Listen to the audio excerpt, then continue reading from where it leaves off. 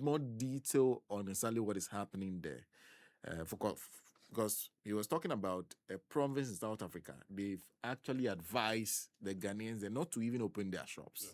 So it means that the situation is quite bad there. Yesterday, Onasi Lolosungo also lives in South Africa, says avoid the hot spots. So it means that there are some provinces where the situation is particularly dire. Now, he responded and said that he's also been summoned by the president of South Africa, Cyril Ramaphosa, on this particular issue. And he will be answering to those summons this morning. As we speak, he's there. So when he's done, you get in touch with us and then we would have a conversation to perhaps give us some details on exactly what is happening in South Africa. So don't forget, we'll hopefully have that interview. If not on this show, we'll get around to Kwesi Boachi on Pampa, so to have that extensive conversation with him so that we understand the situation that is confronting Ghanaians in South Africa. Let's speak to Ogochukwu Nweke. He's Vice President, Synergis Institute, a proud son of the soul of Africa. Good morning to you, and thank you very much for your time. Warm greetings to you, Lucena. It's good to be on your show again. He's a strong Pan-Africanist, believe in Africa working together. Does this in any way endanger the idea of Pan-Africanism, the constant issue of xenophobia?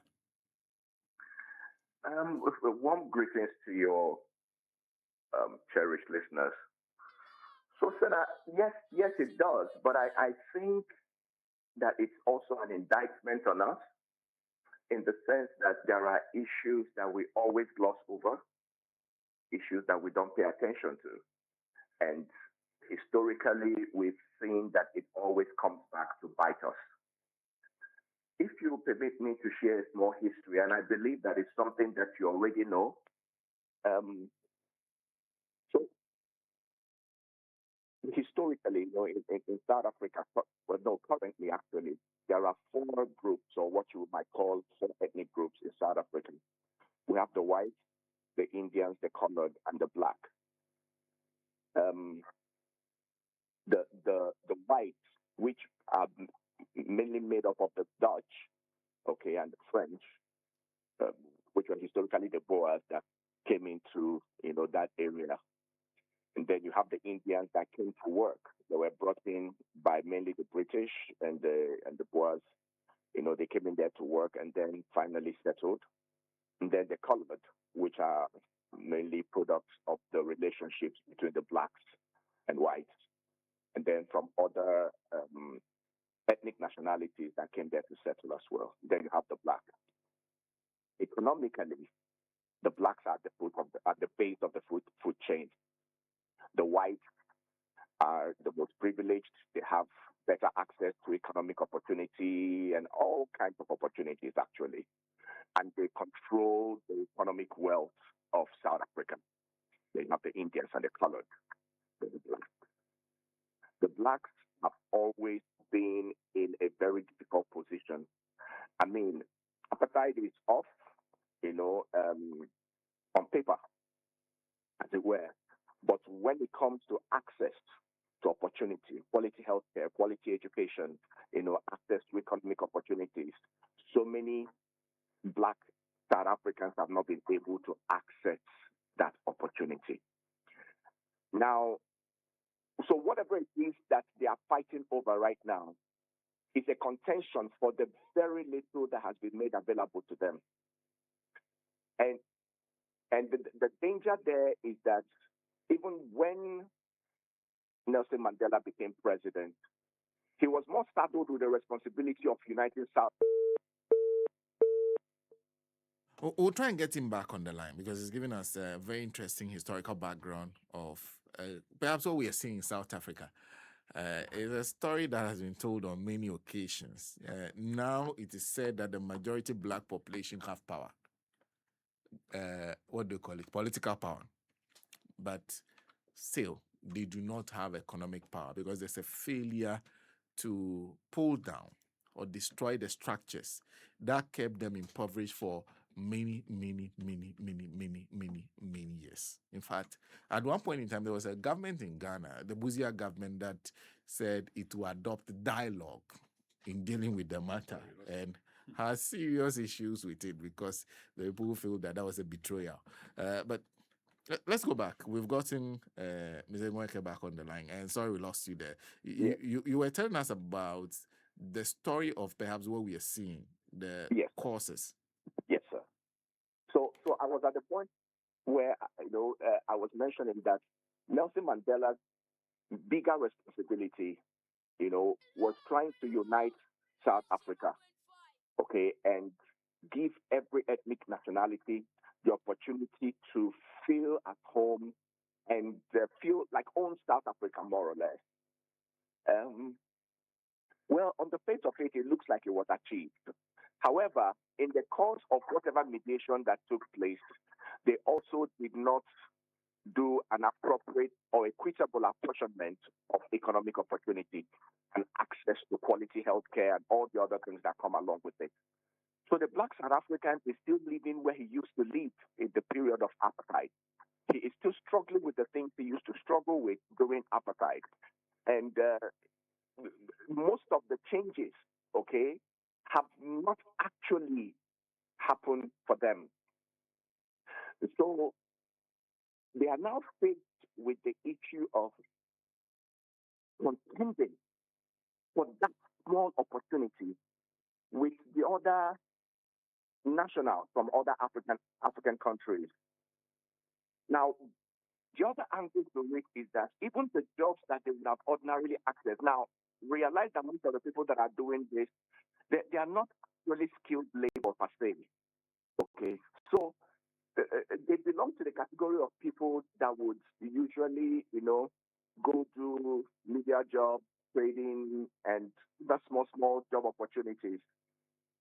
But you have nationals from other Black African countries, Zimbabwe, Nigeria, now Ghana, and other places that are willing to earn less than what an average Black South African would have charged for a job. So if a Black South African will be asking for 3,000 or 4,000 or 5,000 rand, you have a national from another Black African country that is happy to take 2,000 for it, 2,500 for it. I would even work twice as hard. Why? I mean, this is natural. When you get into another person's country, you know that whatever opportunity you get, you try to make the most of it, and you're willing to negotiate to earn less just to be able to get a job and keep a job. And so it is also causing a lot of denial of access to jobs. Is this an excuse? No, but it is a history that we need to pay attention to if we truly want to resolve this matter, and not just gloss over it again and just talk about the issue of xenophobia without paying attention to the root of the problem. And I believe that it is something that can be solved, okay? However, to be able to appreciate it, we need to pay attention to history and the level of hatred that slavery and colonization also imposed, okay, on the African, with the reorientation and the indoctrination that happened, to the extent that the Black African sees the next Black African as an enemy, as the cause of his problems, as somebody that is not as exposed, intelligent, sophisticated as he is. And so there's that very strong division that goes on among us. So for you, these are the roots of the problem that need to be dealt with. Yes. And then the second one is with regards to crime. Now, the average Black South African knows the kind of crimes that they commit, and they know where their people are. They know those crimes that you can actually attribute to the Black South African. But in these communities where crimes have increased, they look at it and they blame the gangsters of Nigeria, Somalia, Sudan, Zimbabwe, Ghana, because it's as if they've not seen this shade of criminality before. And so they are able to tell that, oh no, this one is not from our people. And because they know how those things operate, they are also able to point and say, these guys are from the other side. I remember that sometime in 2022, a neighborhood, okay, they arrested over 400 people, okay, young men in that area. And it was all gangsters because they were involved in gang fights and all of that. Over 90% of them were not South African.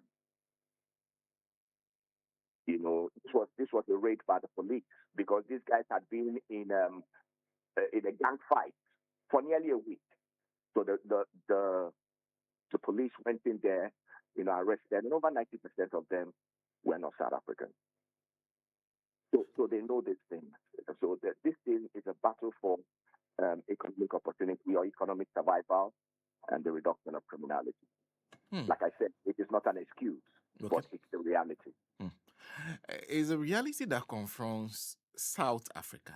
Question is, whilst we are concerned about our nationals that are there, because Ghana, virtually every national, first it used to be that West African nationals that were targeted, now they've even moved to their immediate neighbors. The Mozambique, ways there is not, is also suffering the same, Zimbabwean and everything. Whilst those are concerns that needs to be addressed, the day-to-day concerns of the South African, we are worried. Yes. And we may be powerless in dealing with those concerns. So what do you think we need to do? What's the best responses from us? Yes. So the first thing, if you remember some time ago, we had a conversation and I applauded His Excellency John Dramani Mahama, you know, concerning the efforts that's made, you know, in helping the African, especially the Black African, to rediscover himself. And I would have also wished or appealed, you know, to him and other well-meaning African leaders to immediately step in and cause for a mediation to take place. It is good that from what you were saying before we started speaking, that the President of South Africa, His Excellency Cyril Ramaphosa, has invited the High Commissioner of Ghana to South Africa to a meeting, which is a step in the right direction. But I do not know if it is an immediate solution. Okay, of course, I know that they are going to have a very fruitful conversation with some directives given. But I think this should be escalated to the chief executives, okay, or commanders in chief of these various countries to sit down and have a conversation. If the AU is going to send in a delegation, let that happen. But we need to have a mediation, you know, and have conversation around this matter. And in the course of it, try and establish by policy, just as what happened in Ghana, where through the GIPC Act, okay, certain economic opportunities were made exclusive to Ghanaians. And of course, even at that, you still have, you know, other nationals trying to get into those realms and, you know, still act. But at least there's a standard, you know, that people can work with. Then maybe from there, conversation can start. Okay, what can we do? What shouldn't we do? And all of that. You know, it helps to deal with it immediately. And then, of course, the nations also speak with their people, especially when it comes to regularization, you know, of state. It's very, very important. I don't know if you've seen that video of the Ghanaian that was surrounded by South Africans. It was painful for me to watch. Okay, he wasn't even given an opportunity to articulate a sentence. You could see how afraid, how scared he was, you know, in that conversation. And at some point, they started picking at his document to say that it was fake and all of that. Even if it wasn't fake, you know, trying to respond in that situation in the midst of all the intimidation might be something difficult to do. But if this matter is handled at the executive level, where the various nations of the countries can help their citizens to regularize their stay, help them also and guide them on the kinds of businesses they can do, the kind of things they shouldn't do, and then encourage the government of South Africa to create opportunities. Because, you know, this is about relationship. Historically, so many other African countries, including Nigeria and Ghana, played a very important role, okay, in whatever South Africa is today. And it was because these opportunities were created that you can even have, an appetite-free South Africa. And they are not able to contend against the white people. They don't even have the economic resources to do that. They can't do it against the Indians. They can't do it against the colored. And so the only other person they can fight against effectively is their fellow blacks. So for you, this is a president to president matter, foreign affairs minister to a foreign affairs matter, a minister matter. Let's find out how this problem can be dealt with. Because it's an emergency. It's an emergency. Okay, it's not the kind of thing you want to deal with using protocol. By the time you finish handling the protocol, there was another video. You had this guy, doling punches at a guy that was far weaker than he was, smaller than he was, and all of that. And while he was beating the guy, other guys joined in and were beating him up. I don't know what he did, okay? But the video is being circulated within this time frame, and it's as if it is still because he's not a South African. So in that kind of situation, while you're trying to follow protocol, I mean, you don't know what's going to happen. So I think we should escalate the matter. It's an emergency. And what they need is to bring in the police that will help with mediation, because there's a way you also engage the police or law enforcement officers. And then this is going to be South Africa against South Africa, which is also something we should avoid. But I think the leaders should have a conversation, bring about a mediation, remind people what they need to remember, whatever it is they are struggling to forget, and then try to put things on a balance. In the process, the people will also mention, these guys are taking our jobs and things like that. So is there a way of creating more opportunities and opening up the space, for even the unskilled South African to be able to keep his job? I see. That was so is a competition at the bottom, not a competition at the top? No, it's not a competition at the top, not at all. It's at the bottom, at the very base of it, which is where the black South African finds himself. That's the reality. Which is problematic, because at the end of the day, they have they are supposed to have political power. And that political power was supposed to be used to create those opportunities, knowing the kind of discrimination they've suffered over the years. Yes. So okay, let me share another small history with you. You know how Julius Malema is being painted currently in South Africa, and what people feel about him. Okay. What people don't know is that it actually proceeded, or whatever it is he's fighting against, proceeded out of what is called the Loot Law. Now, this Loot Law was used in Zimbabwe, Zambia, South Africa. And what they used to do is white people, maybe that fought wars and can be maybe slightly wealthy or anything. They come into the town, and then the regime give them a horse, and they ride as far as they can, come back, and then wherever they rode to will be given to them as their land. And then the blacks in this area will be evacuated. You either leave on your own volition or you will be killed. That is how land went into the hands of the white people. So the biggest farmers in Southern Africa are white. Okay, most of them built their economic wealth and generational wealth, if you want to put it that way, from land. So when Nelson Mandela did all the unification that they did, and all the rainbow colors and all of that, they were not able to have that conversation. It's been on the table. I don't remember the name of the Zulu king, but that was one of the things that he was speaking to. But it didn't happen, and it still has not happened. And the white South African currently is also holding the position that with the way Julius Malema and others are asking for it, it is also going to violate their rights okay, and to some extent, even property that belongs to them is going to be taken from them, okay. And so, but Julius Malema is saying we want this land and we don't have to pay compensation for it. So the contention is still going on.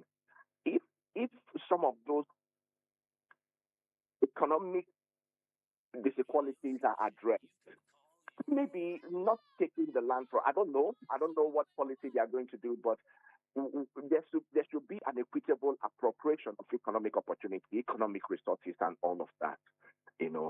It will help to change the system because the black South African is still at the base of the food chain. And there was one time a conversation was had, and one of the white MPs was saying that the black South African does not even have the skill, the experience, okay, the acumen to manage those lands, and still be productive agriculturally, such that if the land is given to them, it is going to even cause a certain level of backwardness in the country. These are all conversations. However, something has got to be done for the equitable distribution of economic access to be made possible in South Africa. It is going to help the blacks rise. It is going to change their mentality. It is going to expose them. It is going to help them live better and make them more independent and more supportive to the government or the economy of the country. Sorry. Thank you. Thank you very much for speaking to us. Yeah. Ogochukwu Nweke is Vice President, Synergies Institute, joining us on the line. Okay, I have a few things to do, some business to do with us, both of us. In fact, this morning, very interesting post by Elik Plim Nonomava, who is a lawyer, who says you claim to have power to do something, but the court says go for confirmation so you can continue to do what you've been doing. But you say no. What do you have to lose? I think this is the Office of the Special Prosecutor matter. We'll be discussing this for some time. And I think there are simpler solutions to it. The insistence on, what do you call it, independence, that because I'm independent, I cannot go for, when you know you are borrowing the power from somewhere, it's also quite worrying because we've been at this for a long time and the discussion seems not to be ending. We'll continue this discussion and discussing it every day, the same issue over and over again, all because a court has made a simple order. Just prove that you have the authorization. So if you don't have it, just get it. It does not mean that you wake up every morning and go and stand at the office of the Attorney General and be saying, oh, I beg you, I'm going to court to. That's not what it means. I don't even understand. So this is cash, and now they are saying, CSOs. I'll look for that story and go to. Oh, this is unnecessary. If we can't work together on an issue, we have a problem. But do we naturally think, SM, that the Office of Special Prosecutor can tackle corruption and issue without collaborating with other? Hey. Imagine walking into a home where nobody ever pauses what they are doing online. The girls are streaming the latest Netflix series. That special playlist is rolling. That is on his usual Teams video calls. Uploads are uploading, downloads are downloading, and not a single person says, my data is finished. That's the power MTN Fiber gives you. Unlimited internet for endless streaming, endless connection, endless everything for your home. Now you get 2